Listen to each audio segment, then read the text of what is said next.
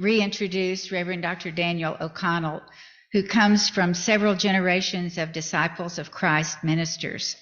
As a Unitarian Universalist minister, Daniel served churches in Danbury, Connecticut, St. Louis, Missouri, and Houston, Texas. He has served on various regional and national denominational boards with distinction.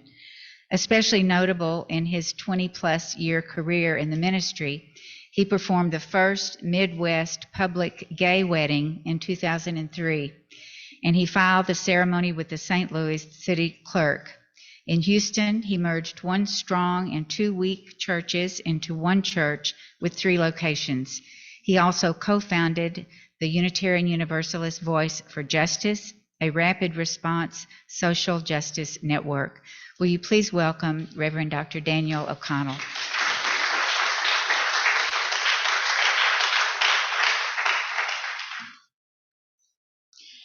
Good morning. Good morning. It is good to be back.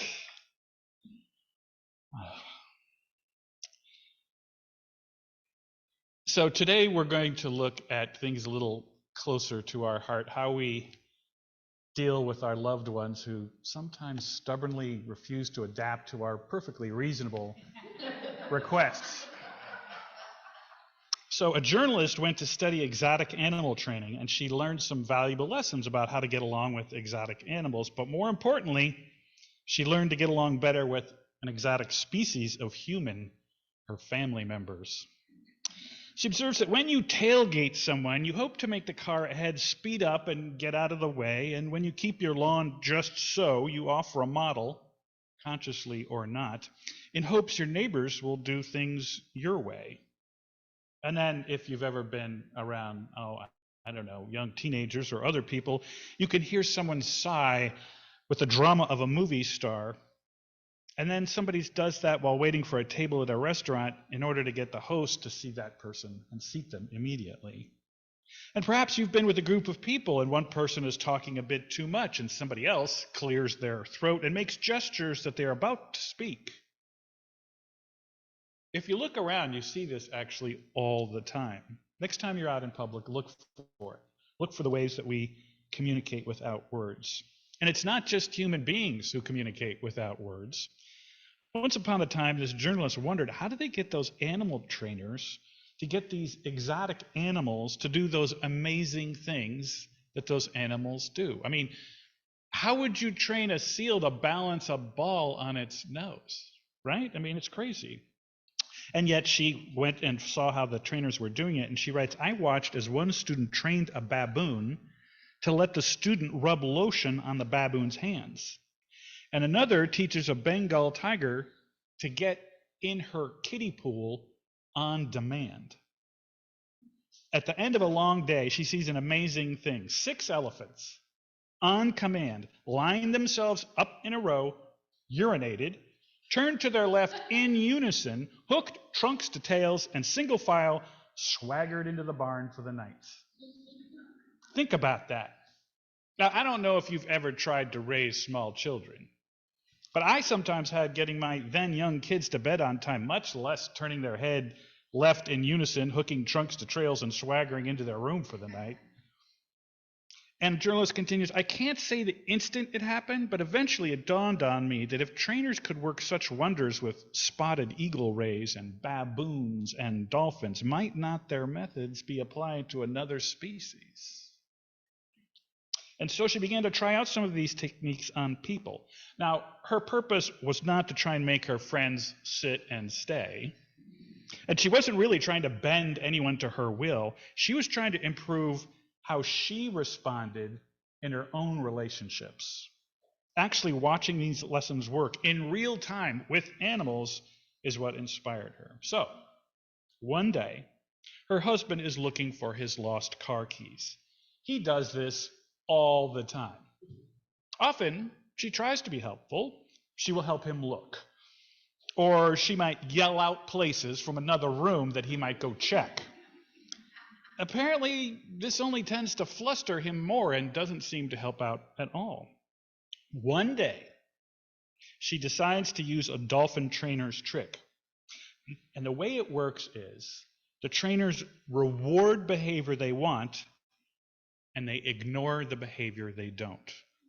So she ignores the behavior she doesn't want, her husband's rising temper, and she decides to keep her mouth shut and not to move. I mean, not at all. Not 1 inch, not to go help him look. She keeps head down, putting the dishes away. And then, sure enough, everything gets quiet. A few moments later, her spouse shows up, keys in hand, smile on face. Wow. She is thankful. But unlike a dolphin trainer, she does not throw a mackerel to him. So this is one of the things that animal trainers know that's easy for us to forget, is that any response at all is training. Any response at all is training. Every time you have any kind of contact with an animal, when you leave food on the floor, when you talk to the animal, when you pass its enclosure, you are teaching something, whether you mean to or not. Beluga whales, they naturally spit. They spit on the ocean floor to uncover food, such as snails or flounder. They have also been spotted spitting above the ocean's surface. It's not a huge leap for a beluga to shoot a mouthful of cold tank water at a passing zoo trainer. Whereupon, the surprised trainer probably squeals or jumps or both. Well, another beluga whale sees this, gives it a try, resulting in more squeals and jumps, and then a third joins in, and the trainers had unintentionally trained these beluga whales to be a whale-sized squirt gun. Cold tank water, and I imagine it wasn't a little amount either. This is why first-year students are forbidden to have any interaction with the animals, not talking, not eye contact, nothing, unless they teach the animals unwanted behaviors. Rosie, a baboon, learned to sit calmly and gesture in greeting new students. This would lure the students close to the baboon's cage. And then just as the students approached, Rosie would shriek in their faces, and the more the students would jump and squeal, the more Rosie was likely to try this trick again. Then there was a white cockatoo. He would act very friendly until the students got close, and then he would fly at them, wings flapping, claws out, and the students would duck and scream, which the bird obviously enjoyed. Any interaction is training. And not only that, but because of how much we train the people around us how to be with us, which is usually not a conscious strategy on our part, we can get all kinds of unintended consequences. Parents can unintentionally teach their kids to resist going to bed. A parent, probably wouldn't want to do that, but they can. The more the youngsters dig in their heels, the more mom and mom, dad and dad, the more the parents negotiate, plead, and bribe. Oh, who's got the power now? People who respond to lunch and dinner invitations with breathless emails listing their busy schedule, what are they doing? They are training their friends not to invite them to anything. Some employers encourage the exact opposite of what they want. Doing the bare minimum. They don't want their employees to do the bare minimum. They don't want their employees to do the quiet quitting. But they do that anyway by not rewarding workers who go the extra mile and by keeping lots of attention, negative attention, on what they perceive as the slackers. Now, people without a thoughtful strategy, which I have to admit has been me, fall on familiar schemes, nagging, occasional diplomacy. If that doesn't work, sarcasm. Or maybe they try issuing edicts and proclamations. Hear ye, from now on, no slamming doors in this house. And the familiar schemes rarely work. And they often have the opposite effect. Now, many of us, we are good with words. Words, and more words. And we can use language like a balloon to lift up spirits in blessing. And we can use language like a knife cutting precisely and deeply into someone whose vulnerabilities we know all too well. But we are a people of deeds, not creeds. And this is one of the reasons the subject of animal training, human training really, is fascinating to me, because it's all about deeds, not creeds. The monkeys, they don't care what you say. They do care how you say it. Now, if you find yourself having the same annoyances, the same arguments, the same patterns with certain friends and relatives over and over again, it's time to consider training yourself a little differently. Because, there's a lot of stuff we can't control that's going on out there. We can control our attitude and our activity. So remember, every interaction you have with someone, you are, in a way, training them how to be with you. If you know how you want to be with people, then you can get a better sense of what you want to say.